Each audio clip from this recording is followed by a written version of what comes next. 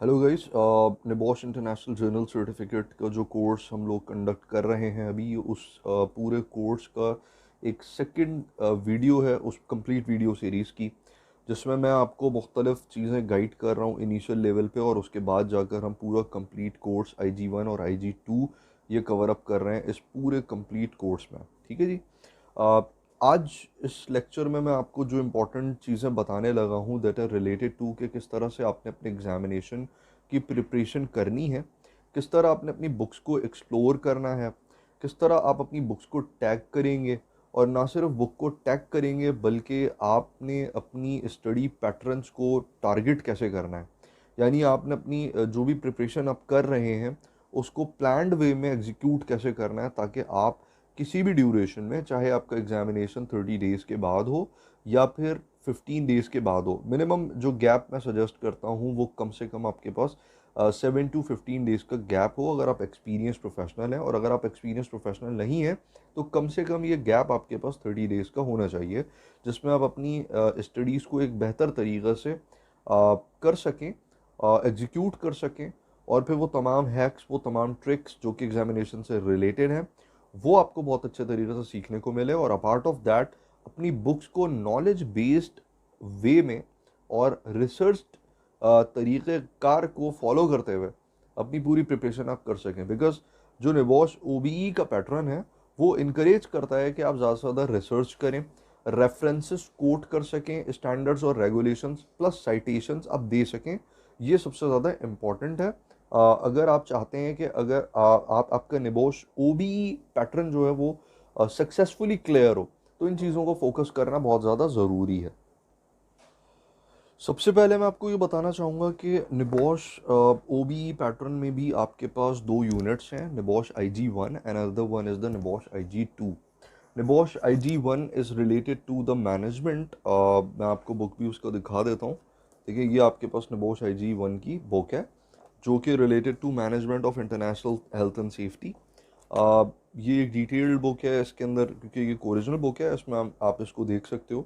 आप लोगों को जो मिलते हैं वो रीप्रिंट वर्जन्स मिलते हैं, तो उसमें भी आपके पास वो तमाम चीज़ें मौजूद होती हैं जो हमारे पास ओरिजिनल बुक में अवेलेबल हैं, वही कलर्ड बुक्स आपको मिलती हैं।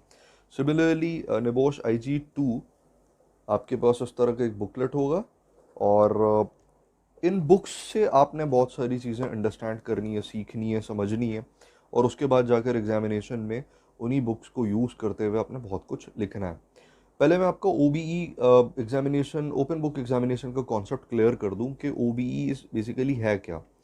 देखिए, निबोश के ओल्ड पैटर्न्स में एवरी टाइम जब भी हम IG1 या IG2 या IGC1 IGC2 के जब पेपर्स में अपेयर होते थे, तो ब्रिटिश काउंसिल हमारा इन्विजिलेटर होता था एट दैट टाइम। और ब्रिटिश काउंसिल में जाकर हमें अपने पेपर, उसके जो भी स्टेटेड वेन्यू होता था उसमें जाकर हम अपने पेपर्स को जाकर लिखते थे, राइटिंग करते थे अपने पेपर्स की। तो जब पेपर हम लिख रहे होते थे तो हमारे पास एक प्रेशर होता था कि with in A limited time हमें ये 2.5 आवर्स नेटिव हैं तो 2 आवर्स हमें पूरा एग्जामिनेशन पेपर सॉल्व करना है। तो उसमें ज़्यादातर लोगों की अप्रोच जो होती थी वो होती थी रोट बेस्ड। बहुत कम ऐसे लोग होते थे, या नियर अबाउट 30-40% लोग ऐसे होते थे जो कि अपने कॉन्सेप्ट्स को बिल्ड कर पाते थे, क्योंकि उनका मेजर फोकस होता था कि हमें एग्जामिनेशन क्लियर करना है। क्योंकि वो एग्जामिनेशन पैटर्न था ही ऐसा जो कि इनकरेज करता था रोड बेस्ड स्टडीज़ को। या इवन आप बुक थॉरली नहीं देख रहे हैं, आप बुक के अंदर से इंपॉर्टेंट फीचर्स, इंपॉर्टेंट पॉइंट्स को देख रहे हैं। OBE पैटर्न ने इस पूरे कॉन्सेप्ट को रिप्लेस कर दिया with the help of research based studies. ठीक है जी। उन्होंने क्या किया कि OBE एग्जामिनेशन पैटर्न को डिफाइन कर दिया और कोरिलेट कर दिया with the research. Now a situation will come in front of you. आपके सामने एक सिचुएशन आती है, उस सिचुएशन को कम्प्लीटली आप अंडरस्टैंड करते हैं, और उस सिचुएशन को अंडरस्टैंड करने के बाद आप बाकायदा तौर पर ये सर्च आउट करते हैं कि ये सिचुएशन किस साइटेशन या किस रेफरेंस, किस स्टैंडर्ड से रिलेटेड है, और उसमें आप अगर उस पोजीशन पे होते फिजिकली तो आपका डिसीजन क्या होता, या आप किस तरह से सिचुएशन को हैंडल करते या टैकल करते। अब ये कब मुमकिन है? ये दो सूरतों में मुमकिन है। द फर्स्ट वन इज़ कि आप या तो एक्सपीरियंस को होल्ड कर चुके हो, या फिर आप इस तरह के बुकलेट्स जो स्टैंडर्ड्स के थ्रू फॉर्मुलेट की गई है वो, या फिर स्टैंडर्ड्स इटसेल्फ रेगुलेशंस को बहुत डीपली स्टडी कर चुके हों। जब आप ये कर चुके होंगे तो ही आप ऐसी पोजीशन को समझ पाएंगे, अंडरस्टैंड कर पाएंगे, और फिर जाकर उस सिचुएशन में अपने इनपुट्स को भरपूर तरीके से लिख भी पाएंगे, उसको पोर्ट्रे कर पाएंगे, उसको समझा सकेंगे। ठीक है, तो ओबीई जो एग्जामिनेशन पैटर्न है वो फोकस्ड है रिसर्च बेस्ड स्टडीज़ के ऊपर। हमारा जो कॉन्सेप्ट प्रीवियसली हुआ करता था कि हम क्या कर रहे होते थे कि हम रोड बेस्ड स्टडीज़ को प्रमोट कर रहे होते थे, या रोड बेस्ड स्टडीज़ को प्रमोट नहीं भी करते थे तो हम इंपॉर्टेंट फीचर्स को देख रहे होते थे, इंपॉर्टेंट पॉइंट्स को देख रहे होते थे कि यार ये इंपॉर्टेंट पॉइंट है, इसको याद कर लिया जाए तो ही एग्जाम क्लियर हो सकता है। अब ओबीई के बाद एग्जामिनेशन क्लियरिंग जो अपॉर्चुनिटी है वो वही इनकैश कर सकता है जो कंप्लीटली नॉलेज बेस्ड स्टडीज और रिसर्च बेस्ड स्टडीज़ को फोकस करता है। अब इसके लिए तरीक़ाकार क्या है, how do you prepare your self for OBE examination, तो मैं इसके आपको कुछ की नोट्स बता देता हूँ। इस वीडियो के अंदर, इस लेक्चर में आपको वो तमाम की नोट्स समझ में आ जाएंगे, इंपॉर्टेंट पॉइंट समझ में आ जाएंगे जिसके थ्रू आप ओबीई एग्जामिनेशन को प्रिपेयर कर सकते हैं। पहली चीज़, इस बुक को कम्प्लीटली गो थ्रू करना। ठीक है, इस बुक को कम्प्लीटली गो थ्रू किस तरह से किया जा सकता है, अराउंड के ये कुछ 150 पेजेस की एक बुक है, या 100 पेजेस की एक बुक है, और इसमें आपने इस पूरी बुक को डिटेल्ड स्टडी करना है। अब हाउ इज़ दैट पॉसिबल, किस तरह से की जाती है? देखिए, हमारे पास बुक को स्टडी करने की कुछ बेसिक टेक्निक्स हैं।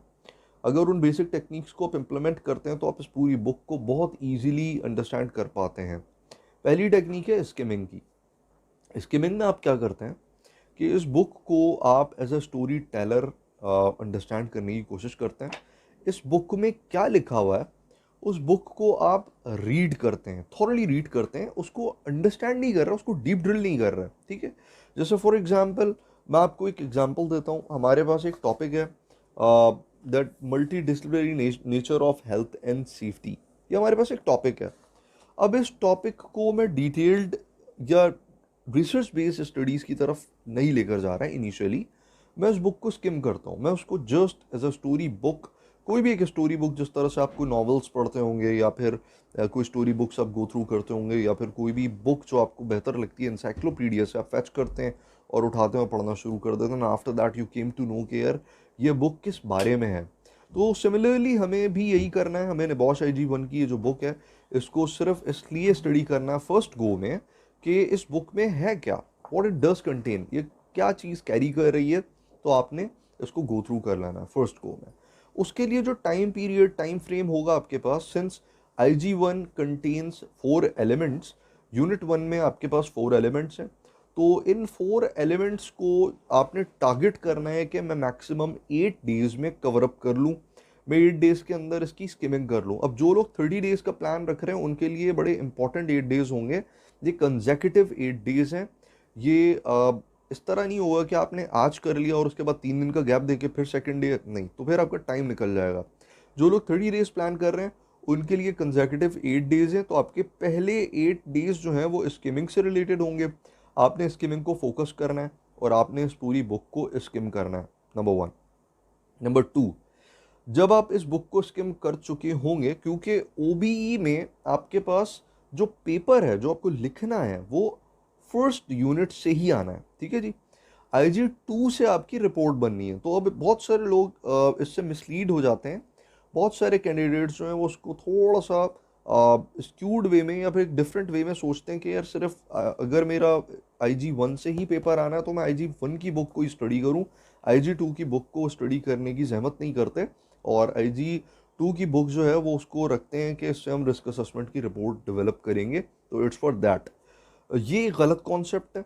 इसमें गलत कॉन्सेप्ट क्यों है ये मैं आपको बता दूं कि IG-2 से जो आप प्रैक्टिकल एक्सपोजर्स लेते हैं वो आप IG-1 में एज एन एग्जाम्पलरी तौर पर लिख सकते हैं, एज एन एग्जाम्पल लिख सकते हैं, और इससे आपको काफ़ी ज़्यादा बेनिफिट हो सकता है। और इससे ना सिर्फ आपको बेनिफिट होगा बल्कि आप जब पेपर को जब अटेम्प्ट कर रहे होंगे तो उसमें साइटेशंस जब आप लिखेंगे तो आपको ये भी पता चल चुका होगा कि ये कौन सा रेगुलेशन है, कौन सा स्टैंडर्ड है जिसको मैं रेफ़र करने जा रहा हूँ। IG-2 के अंदर आपको बेशुमार प्रैक्टिकल चीज़ें मिलती हैं, टेक्निकल इन्फॉर्मेशन मिलती है जिसको आप अपने ओबीई पेपर के अंदर यूज़ कर सकते हैं। मैं बार बार ओबीई इसलिए कह रहा हूँ ताकि आप में से कोई भी स्टूडेंट जो उसको देख रहा है वो मिसलीड ना हो। मैं सिर्फ बात कर रहा हूँ अभी इस वक्त ओपन बुक एग्जामिनेशन से रिलेटेड, ठीक है जी। तो आपके पास यूनिट 1 की स्टडी के बाद यूनिट 2 की स्टडी के लिए मैक्सिमम 2 to 3 डेज हो, क्योंकि ओबीई फोकस कर रहा है IG1 को। IG2 से आपने सिर्फ टेक्निकल इन्फॉर्मेशन फैच करनी है, तो वो है भी बड़ी इंटरेस्टिंग, तो आप उसको बहुत इजीली फैच कर सकते हो। It's bit simple and really very important for you for examination point of view, ठीक है जी। तो नेक्स्ट 3 डेज आपके लिए जो होंगे वो बड़े इंपॉर्टेंट होंगे, बहुत अहम होंगे। उसमें आपने IG2 की बुक को थॉरली स्किम कर लेना है। जब आप स्किम कर चुके होंगे तो आपको ये मालूम होगा कि किस पॉइंट पे बुक के किस पेज पे कौन सा टॉपिक कवर अप हो रहा है। Now it's the time to do the tagging. आपने टैगिंग करनी है। मैं आपको टैगिंग का मशवरा इस तरह से दूंगा कि आपने यूनिट 1 की बुक को प्रॉपरली टैग कर लेना और यूनिट 2 की बुक को आपने आगे के लिए छोड़ देना है। आप उससे कर सकते हैं टैगिंग, बट अभी मैं सजेस्ट करूंगा कि आप IG1 पे पहले फोकस करेंगे, ठीक है। IG1 की बुक को टैग करने का तरीकाकार ये होगा कि आपके पास 4 एलिमेंट्स हैं। आपने इन 4 एलिमेंट्स में सबसे पहले एलिमेंट 1 को बिगर टैग से टैग कर दिया, या फिर आपके पास सेपरेटर्स मौजूद होंगे, आप सेपरेटर्स लगा लीजिए बुक पे, या जैसे आपको सूटेबल लगता है, ताकि आपको ये पता हो कि एलिमेंट 1, 2, 3 और 4 किस किस पोजीशंस पे मौजूद हैं, कहाँ से शुरू होते हैं, कहाँ ख़त्म होता है, ठीक है। जब आपने एलिमेंट 1 को टैग कर लिया तो अब आपने एलिमेंट 1 के सब टॉपिक्स को टैग करना है। मैं आपको एक एग्जांपल देता हूँ। मैंने यूनिट 1 का जो एलिमेंट 2 है वो ओपन कर लिया, ये इस तरह से आपको दिख रहा है। आपने इस एलिमेंट 2 के टॉप पे आपने टैग कर लिया, दैट इज एलिमेंट 2। अब एलिमेंट 2 के सब टॉपिक्स में अगर मैं आता हूँ तो मुझे पहला सब टॉपिक मिलता है की इन्फॉर्मेशन से रिलेटेड। पहले मेरे पास कॉन्टेंट्स हैं, उसके बाद की इन्फॉर्मेशन है। की इन्फॉर्मेशन के बाद मेरे पास मुख्तलिफ टॉपिक्स आ रहे हैं। अब अच्छा, हर टॉपिक से पहले की इन्फॉर्मेशन आपको मिलती है कि what is it all about, ये पूरा टॉपिक किस चीज़ से रिलेटेड है, ठीक है जी। तो अब मेरे पास जो पहला टॉपिक है दैट इज़ की elements of health and safety management system. मैं इसको टैग कर लूँ, बिकॉज जब ये बुक क्लोज्ड होगी तो मुझे मालूम नहीं है कि कौन से पेज पे कौन सा टॉपिक कैरी कर रहा है। तो उसके लिए मैं क्या कर रहा हूँ, मैं इस बुक को टैग कर रहा हूँ, उसके पेजेस को, उसके सब टॉपिक्स को टैग कर रहा हूँ, ताकि at the time of open book examination, जो कि लिमिटेड है, उसकी मैं कुछ बातें आपसे आगे करने लगा हूँ एग्जामिनेशन पैटर्न से। अभी हम स्टडी पैटर्न पे बात कर रहे हैं, बाद में हम बात करेंगे एग्जामिनेशन पैटर्न पे। तो किस तरह से मैं उसको रेफर कर सकूंगा, बार बार मेरे लिए ढूंढना बहुत मुश्किल है, फाइंड आउट करना, एक्सट्रैक्ट करना बहुत ज़्यादा टफ और टिपिकल हो सकता है। तो फॉर दैट पॉइंट मैं आपको यही सजेस्ट करूंगा कि आप अपनी बुक को प्रॉपरली टैग कर लें। और टैग आप करते हुए आपने इंपॉर्टेंट चीज़ जो फोकस करनी है वो है स्कैनिंग। आपने सिर्फ टैगिंग करके बुक को छोड़ दी देना, अब आपने स्कैनिंग करनी है। और स्कैनिंग किस तरह से होती है, स्कैनिंग इस तरह से होती है कि जब आप एक टॉपिक पढ़ते हैं तो उसमें आपको कुछ रेफरेंसेस, कुछ साइटेशंस, कुछ स्टैंडर्ड्स, कुछ रेगुलेशंस मिलते हैं। फॉर एग्जांपल, मैं बात करता हूं कि इंटरनेशनल लेबर ऑर्गेनाइजेशन का एक कन्वेंशन है C-155, सॉरी। तो C-155 को मैं सिर्फ बुक से फोकस ना करूं, मैं C-155 को गूगल पे एक्सप्लोर भी करूं। मुझे देखना ज़रूरी है कि C-155 convention is related to what. इस C-155 कन्वेंशन के 30 आर्टिकल्स में वो कौन से आर्टिकल में क्या बात कह रहा है, ताकि मैं जब रेफर करने पर आऊं तो मुझे ये पता हो कि मुझे किस जगह से रेफरेंसेस लेने हैं। यह आपके स्टडी पैटर्न्स के लिए बहुत ज़्यादा इंपॉर्टेंट पॉइंट है, इसको समझना कि रेफरेंसेस किस तरह से मैं फैच कर रहा हूँ। ये बुक अगर आप इसको थोड़ा सा थॉरली देखेंगे निबोश के सिलेबस को, तो निबोश ने अपनी वेबसाइट पे आपको सिलेबस दिया हुआ है और उसमें आपको ये भी बताया हुआ है कि कौन सा टॉपिक मैंने HSE हेल्थ सेफ्टी एग्जीक्यूटिव के किस रेगुलेशन से, किस अप्रूव्ड कोड ऑफ प्रैक्टिस से एक्सट्रैक्ट किया, फैच किया या डेवलप किया, ठीक है। आपने उन्हीं रेफरेंसेस, उन्हीं साइटेशंस को कोट करना है। ये आपके सक्सेस फैक्टर में एक वाव फैक्टर प्रोड्यूस करेंगे। और जब एग्जामिनर या जब असेसर आपकी आंसर शीट को मॉनिटर करेगा तो उसे वाज़े तौर पर ये चीज़ समझ में आ जाएगी कि this student has made a lot of the research. तो निबोश तो ऐसे ही कैंडिडेट्स को क्लियर करने का प्लान कर रहा है इस दफ़ा। तो that is what you need to understand. ठीक है जी। बुक्स की टैगिंग आपको समझ में आ गई होगी होपफुली, कि आपने हर टॉपिक को टैग करना है, लेकिन हर टॉपिक को टैग करने से पहले उसे थॉरोली स्कैन ज़रूर करना है। स्कैनिंग हम किसको कहते हैं, वंस अगेन रिपीट कर देता हूँ, स्कैनिंग हम कहते हैं रिसर्च को। हमने उसको डिटेल ड्रिल डाउन करना है, देखना है कि ये कहाँ से जो कोट्स हैं या स्टेटमेंट्स हैं ये कहाँ से लिए गए हैं, इसके रेफरेंसेस कहाँ हैं, और साथ साथ मैं गूगल को भी इंटीग्रेट करता रहूँगा और मैं उसमें रिसर्च करता रहूँगा प्रॉपरली कि ये कहाँ से लिए जा रहे हैं, कौन से ऐसे रेफरेंसेस हैं, रेगुलेशंस हैं, स्टैंडर्ड्स हैं जहाँ से ये बुक फॉर्मुलेट की जा रही है। तो अब आपके पास टू डू टास्क लिस्ट में 3 चीज़ें शामिल हो गई हैं। The first thing is skimming, आप स्किमिंग कर रहे होंगे बुक्स की। Second is tagging, and third one जो कि साइमल्टेनियसली हो रहा होगा टैगिंग के साथ, ये स्कैनिंग है। स्कैनिंग और टैगिंग के लिए आपको रिमेनिंग, अब IG1 की बुक की बात कर रहा हूँ, 4 एलिमेंट्स के लिए आपको कम से कम 2 to 3 आवर्स अ डे की स्टडी डेडिकेट करनी है, और साथ साथ उसके आपने जो टाइमलाइन डिफाइन करने हैं वो मिनिमम 10 डेज होंगे जिसमें आप कंप्लीट स्कैनिंग कर चुके होंगे। अच्छा, इस थर्ड टास्क के साथ साथ एक फोर्थ टास्क और भी आपको मैं असाइन करूंगा कि आप इस पर वर्कआउट करें, और वो है रिसर्च का। आपने अपनी एक लिस्ट प्रिपेयर करनी है जिसमें आप ये मेंशन करते चलेंगे कि for example, just with the help of example मैं आपको समझाना चाहूँगा कि HSE हेल्थ सेफ्टी एग्जीक्यूटिव जो यूके की रेगुलेटरी बॉडी है, गवर्नमेंट बॉडी है, उसका एक एकॉप है, approve code of practice, which is HSG 150। I believe, मैं उसको वेरीफाई भी कर लेता हूँ साथ साथ। HSG 150 is related to occupational health and safety in construction fields.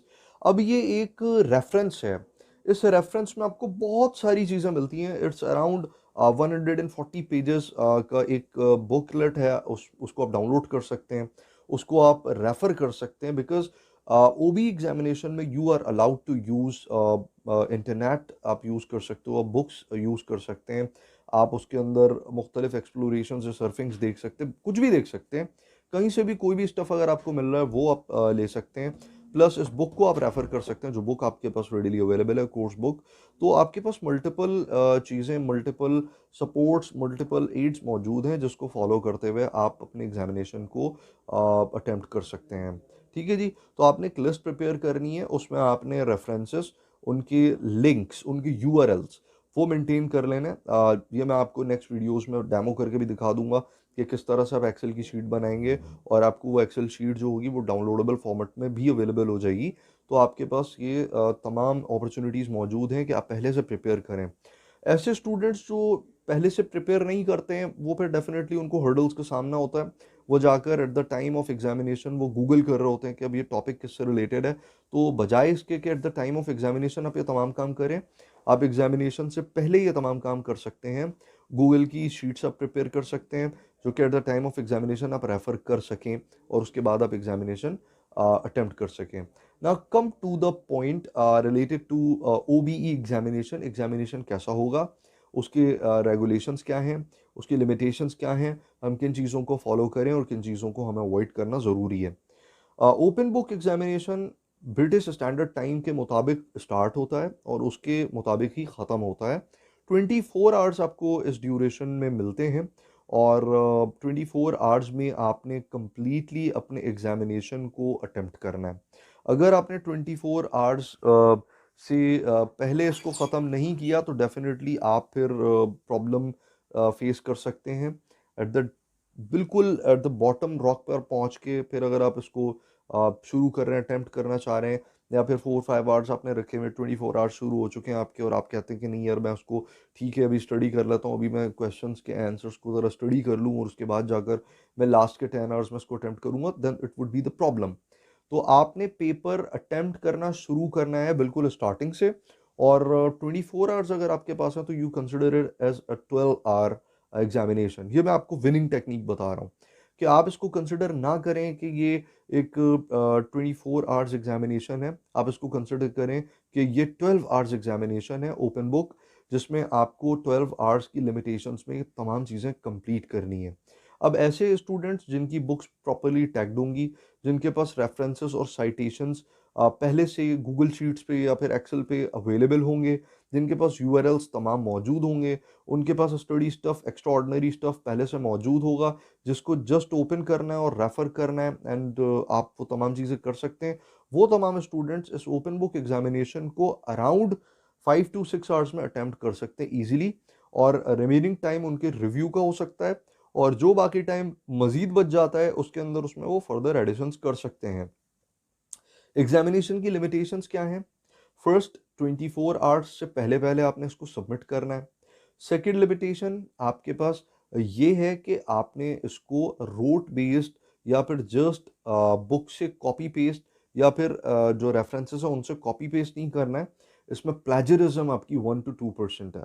1 to 2% अगर आप एक्सीड कर गए इससे ज़्यादा, तो डेफिनेटली आपको प्लेजरिज्म मार्क हो सकती है, और प्लेजरिज्म की सिचुएशन में ये माल फंक्शनिंग कहलाती है, and you will be band for 5 years. आप सस्पेंड किया सकते हैं 5 ईयर्स तक, आप बॉश की कोई भी क्वालिफिकेशन अटेम्प्ट नहीं कर पाएंगे। थर्ड, आपके पास लिमिटेशंस होती है नंबर ऑफ वर्ड्स की, जिसमें हर क्वेश्चन आपको बता दिया जाता है कि यार ये आपके पास 11 क्वेश्चंस हैं, सिनेरियो बेस्ड है, और उसमें आपके पास लिमिटेशंस हैं 3000 वर्ड्स की।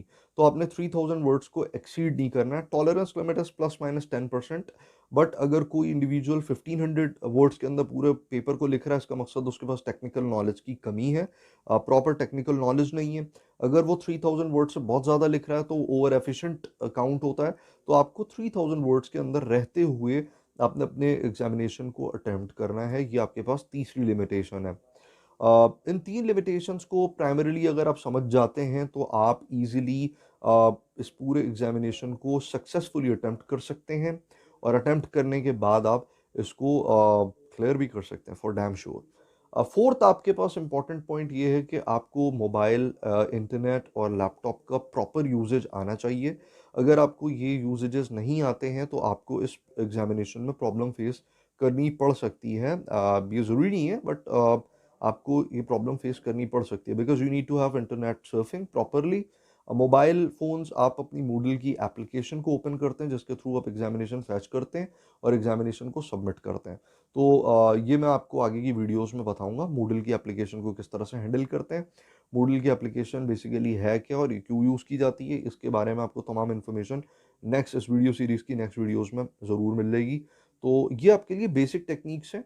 इन बेसिक टेक्निक्स को अगर आप इम्प्लीमेंट करते हैं और इसको सक्सेसफुली आप कामयाब होते हैं इसको करने में, इसको इम्प्लीमेंट करने में, तो डेफिनेटली आप बहुत इजीली निबॉश इंटरनेशनल जर्नल सर्टिफिकेट के एग्जामिनेशन, जो ओपन बुक एग्जामिनेशन पैटर्न है, उसको इजीली क्लियर कर सकते हैं।